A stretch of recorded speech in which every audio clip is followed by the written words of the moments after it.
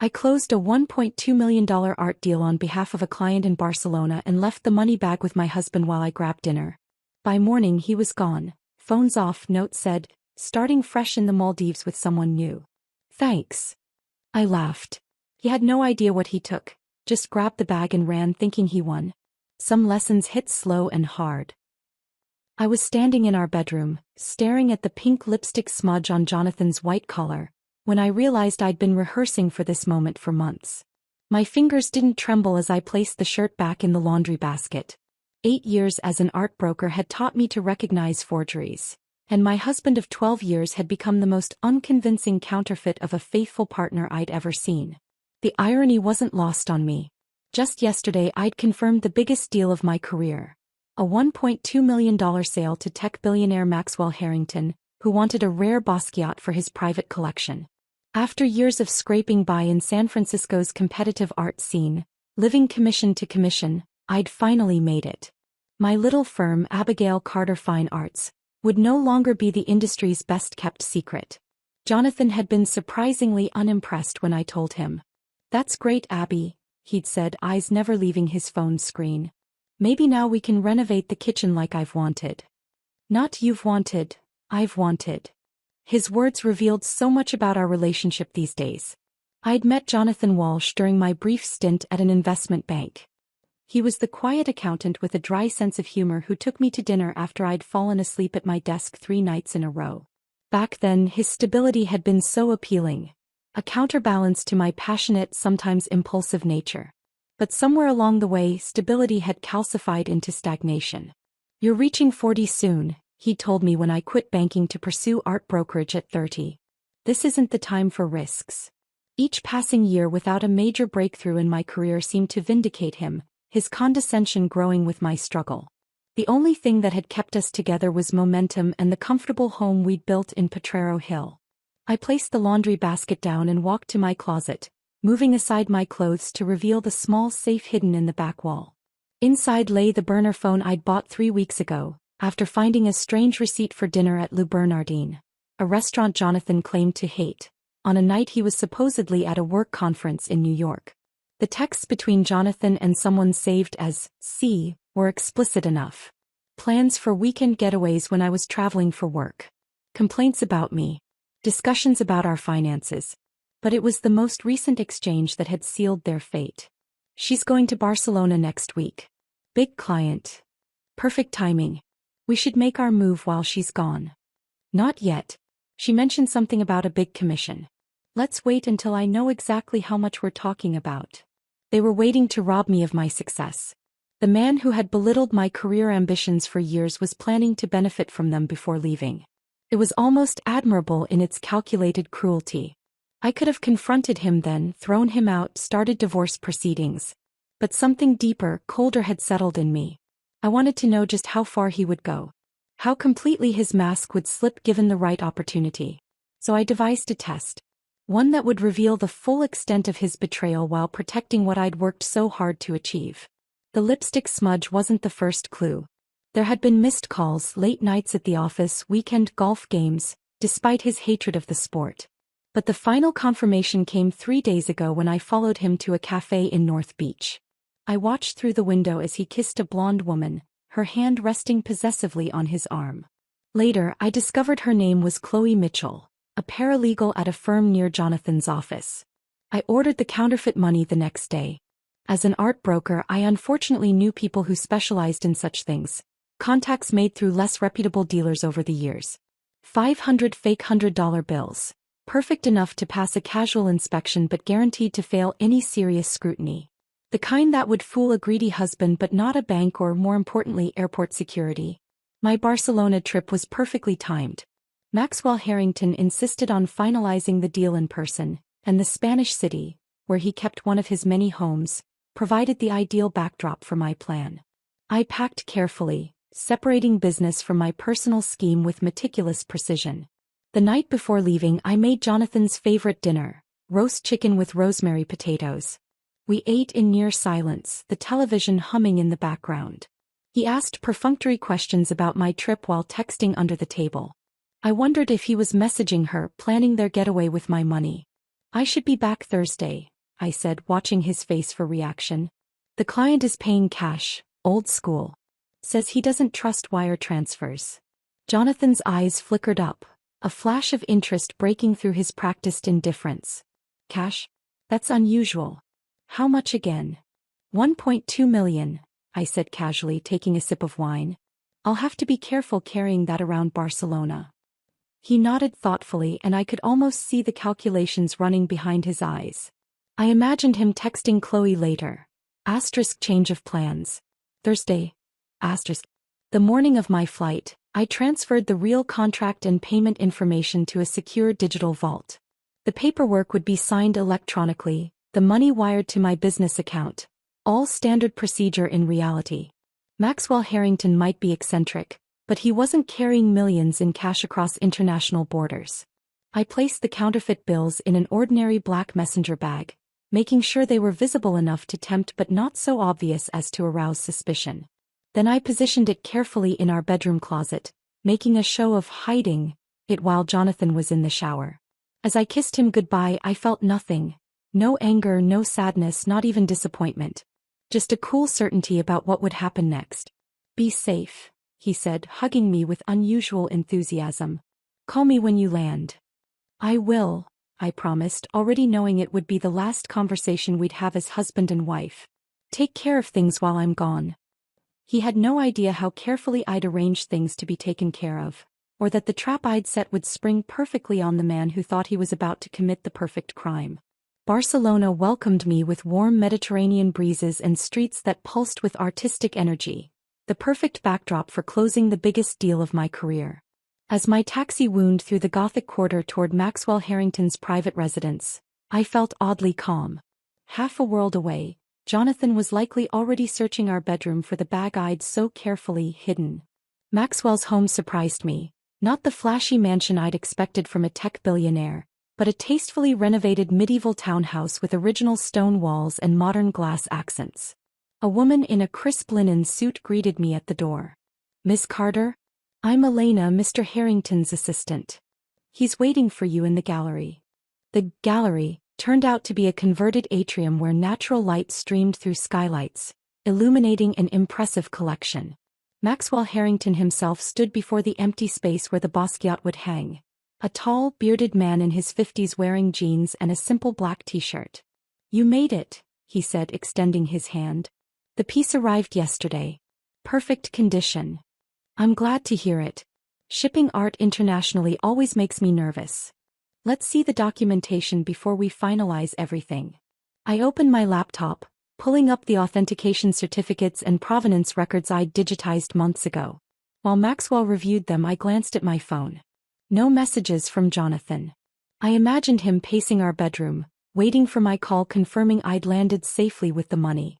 Everything looks in order, Maxwell said finally.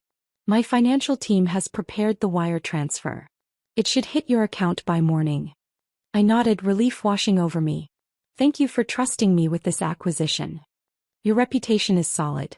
Small firm, personal service. Exactly what I prefer. He gestured toward the other pieces. Walk with me. I'd like your opinion on a few potential additions. We spent the next hour discussing his collection. Despite his reputation for reclusiveness, Maxwell proved to be engaging and knowledgeable. As we finished, Elena reappeared with transfer confirmation documents. Would you join me for dinner? Maxwell asked. There's a fantastic little place nearby. Very discreet. We can discuss future acquisitions. I'd be delighted, I replied, checking my watch.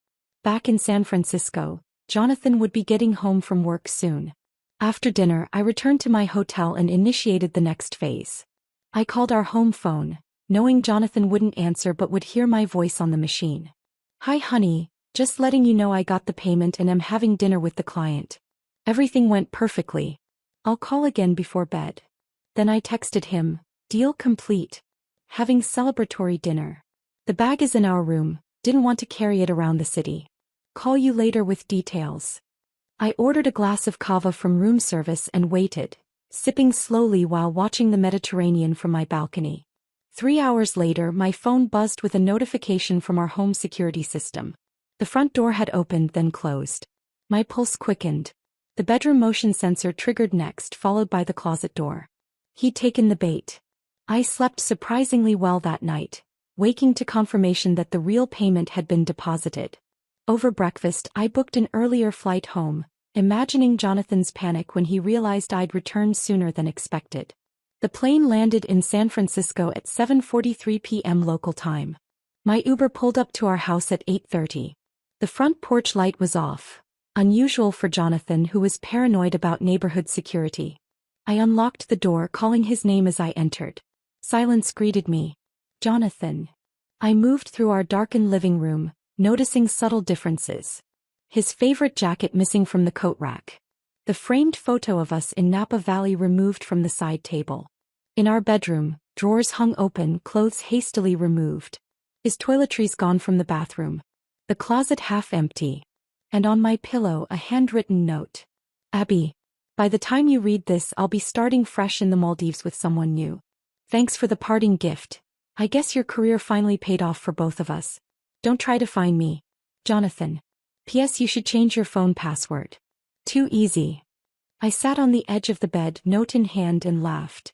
The sound echoed through our half-empty bedroom, hollow at first, then building into something genuine. He'd actually done it. Taken the bait completely, confirmed every suspicion, justified every precaution. I checked our joint account. Emptied. Credit cards. Maxed out. Of course. He'd been thorough in his betrayal. I poured myself a glass of the expensive scotch he'd been saving for a special occasion, and called my lawyer, Jennifer. He took it, I said when she answered. Just like you said he would. You got proof. Security footage of him taking the bag. The note he left. Bank statements. Should I notify the police now or wait? Give them until morning, Jennifer advised. Let them get through airport security with the counterfeit cash. Makes the case airtight when they're caught. Did he clean out the accounts too? Everything he could access. Good. That's another charge to add. Financial fraud, theft, transport of counterfeit currency. He's looking at serious time, Abigail. I walked to the window, picturing Jonathan and Chloe at the airport, boarding passes to paradise in hand, counterfeit cash tucked safely in their carry-ons. By now they'd be going through security, perhaps already raising flags with nervous behavior or the unusual density of their bag during scanning. You know what's funny, Jen? I've spent years helping clients identify fakes, teaching them how to spot the tells, the inconsistencies. All while missing the biggest counterfeit in my own home. Don't be too hard on yourself. Professional hazard. We're often blind to what's closest to us. I sipped the scotch, savoring its warmth. I'm not hard on myself at all. In fact, I feel lighter than I have in years. Outside, fog rolled over San Francisco's hills, blanketing the city in soft gray.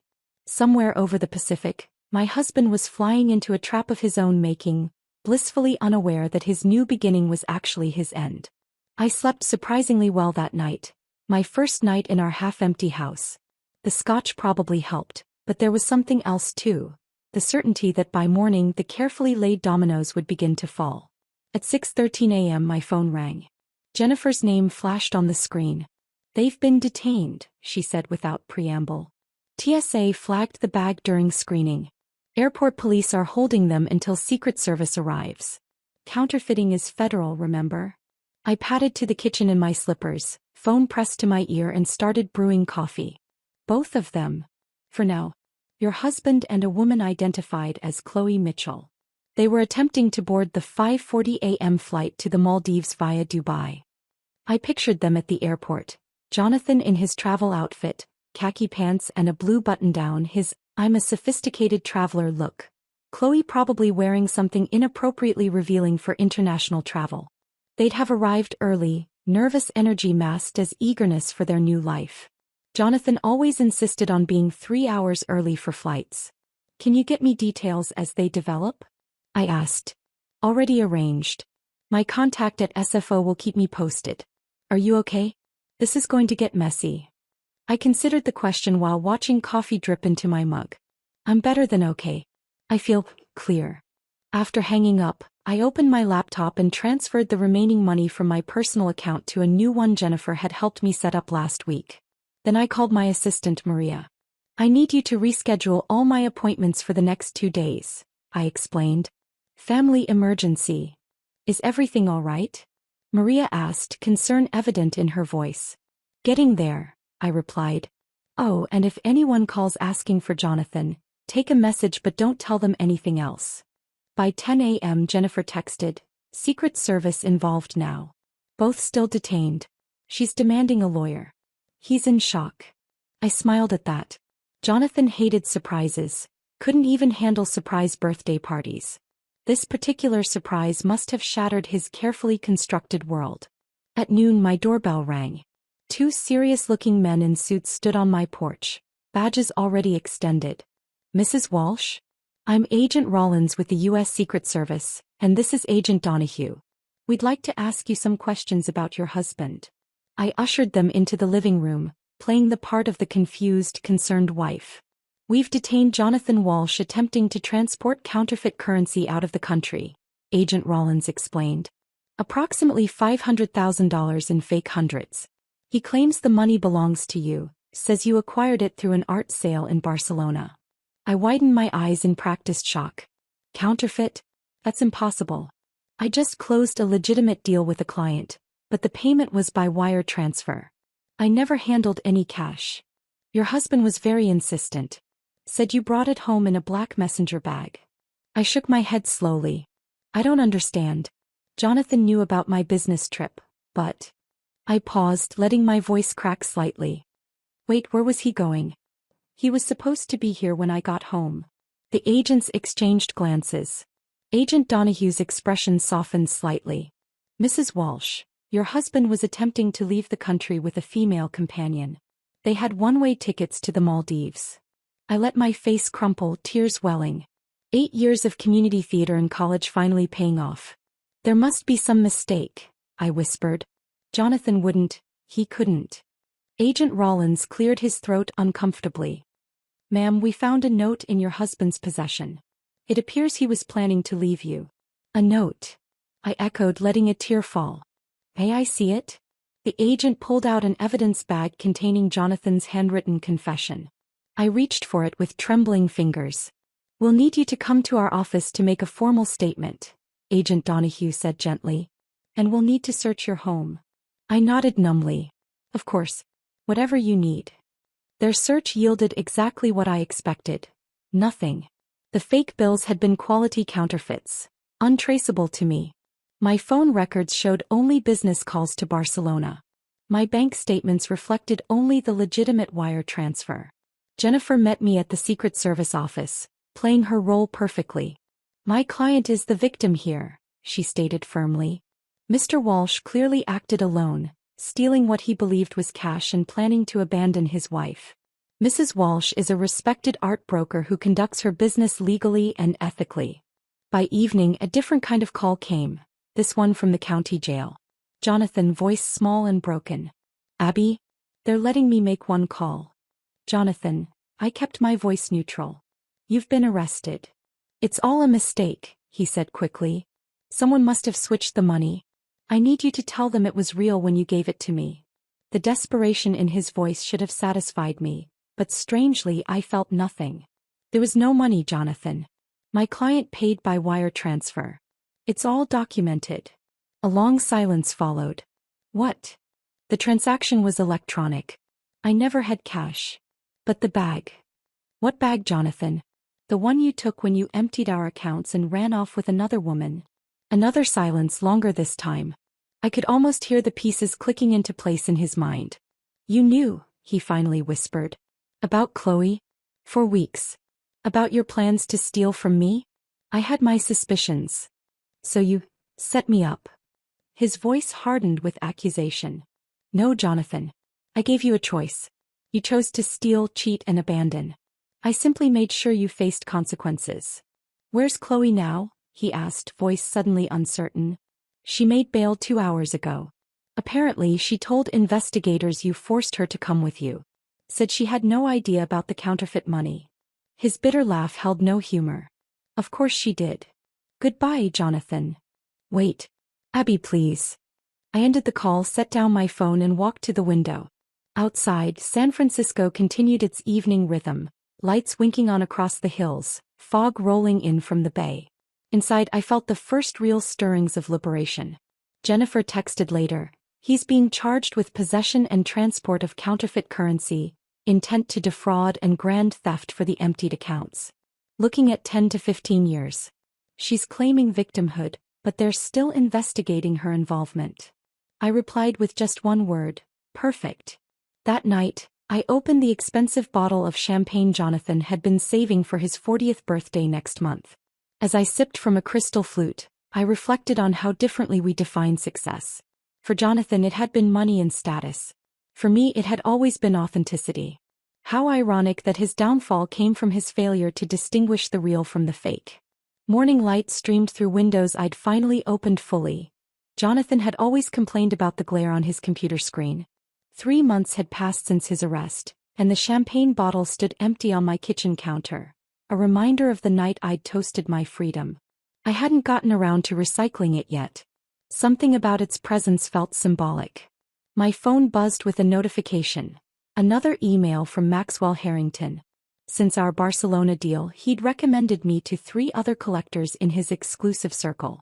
My small firm was suddenly handling acquisitions worth millions, and I'd had to hire 2 additional staff members to manage the workflow. Another satisfied client, Maria, called from her desk in what used to be our guest bedroom, now converted to a proper office. "Mr. Yoshida loved the Rothko print you found for him." I glanced at the framed article from the San Francisco Chronicle on my wall. "Bay Area art broker makes waves in high-end market." The reporter had been fascinated by my Barcelona deal, though I'd carefully omitted certain details about the aftermath. The publicity had brought curious new clients through my door, people who might never have found me otherwise. "The gallery called," Maria continued. "They want to know if you've decided about their offer." The offer? To partner with Westridge Gallery downtown, expanding my brokerage into a proper showroom. It would mean a significant change, moving from behind-the-scenes deals to a more public presence in the art world. "Tell them I'll have an answer by Friday," I replied, surprising myself with my hesitation. Before Jonathan's betrayal, I would have jumped at the opportunity. Now I found myself weighing each decision carefully, savoring the luxury of choices made solely for myself. The divorce proceedings were moving forward without drama. Jonathan, facing federal charges and abandoned by Chloe, who'd apparently found another target within weeks, had signed everything my lawyer put in front of him. His court-appointed attorney had suggested cooperation might help at sentencing. I sorted through the mail Maria had placed on my desk. Among the business correspondence was a cream-colored envelope addressed in familiar handwriting. My mother's. Inside was a card showing a phoenix rising from flames. "Abigail. I never liked him. You know that. But I never wished this ending for you either. Your father and I are relieved you're finding your way through this mess he created. When you're ready, the guest room is waiting. Sometimes going home helps you figure out where you're heading next. Love, Mom." I traced my finger over her words. My parents had been cautiously supportive when I'd married Jonathan, and diplomatically silent as our relationship deteriorated. Now my mother's blunt honesty felt refreshing. The doorbell rang, interrupting my thoughts. Through the window I spotted Jennifer's car at the curb. "Perfect timing," I called, letting her in. I was just about to have lunch. Jennifer looked more relaxed than I'd seen her during the legal whirlwind of recent months. "I bring news," she announced, following me to the kitchen. "The plea deal is finalized. 10 years, eligible for parole in 7. He's taking it." I nodded, feeling a strange mix of emotions, satisfaction that justice was being served, but also a twinge of something like pity. "And the restitution?" "Full repayment of the funds he stole, plus legal fees." She set her briefcase on the counter. "Which means this is officially the last paperwork you need to sign. After this, he's the government's problem, not yours." As I signed the documents, I realized I hadn't thought about Jonathan in days. His presence in my life was fading, not in a dramatic cathartic burst, but in the quiet way of a tide receding, leaving only smooth sand behind. "So," Jennifer said, accepting the glass of iced tea I offered. "What now? Please tell me you're planning something beyond work." I smiled. "Actually, I am. I'm going to Sedona next week. With friends." My college roommate Sophia had called unexpectedly, suggesting a girls' trip. Somewhere with big sky and no memories, she'd said. 3 other friends had quickly joined the plan. Women I'd gradually lost touch with during my marriage to Jonathan, who'd found them too loud and inappropriate. Good, Jennifer nodded approvingly. You deserve it. Will you be back for the gallery proposal deadline? Just in time. Though I'm still not sure what I'm going to do. What's holding you back? It's a great opportunity. I considered the question as I sliced lemons for our tea. I think I'm enjoying the space to decide. For so long I was reacting to Jonathan's criticisms, to financial pressure, to others' expectations. Now I can choose what I actually want. The week in Sedona passed in a blur of laughter, hikes through red rock formations, and late-night conversations around the fire pit at our rented cabin. My friends asked about Jonathan just once, listening with expressions ranging from horror to vindication as I recounted the whole story. I always knew that man was hiding something, Sophia declared. He was too controlled, too perfect. Not perfect enough, apparently, I replied, surprised by my ability to joke about it now. On our last evening, as sunset painted the desert landscape in fiery gold, Teresa raised her wine glass. To Abby, who didn't just survive, but orchestrated the most satisfying revenge I've ever heard. I shook my head. It wasn't about revenge. Not really. Then what was it about? Diane asked. The question lingered as I watched light fade from the sky. Justice, I said finally. And maybe proving to myself that I could trust my instincts again. Returning to San Francisco, I felt renewed. The city's familiar foggy embrace welcomed me, but everything looked different now. Sharper, more vibrant, full of possibility. Friday morning I called the gallery owner. I'm declining your partnership offer, I told him. But I'd like to discuss a different arrangement. Exhibition space for emerging artists I discover, with my firm handling the business end. That evening I stood on my deck overlooking the city lights, breathing deeply. The house was on the market, too many echoes of a life I'd outgrown. I'd found a loft downtown, walking distance to museums and the farmers market I never had time to visit before. My phone buzzed with a message from Maria. Mr. Harrington referred another client. This one collects emerging Asian artists. Meeting Tuesday. I typed back, perfect. And let's talk Monday about your promotion to associate broker. Setting down my phone, I raised my wine glass to the city spread below, to its lights and shadows, its fog and clarity. To endings that become beginnings. To the art of starting fresh, this time with eyes wide open. Here's to the next masterpiece, I whispered to the night. One entirely of my own creation.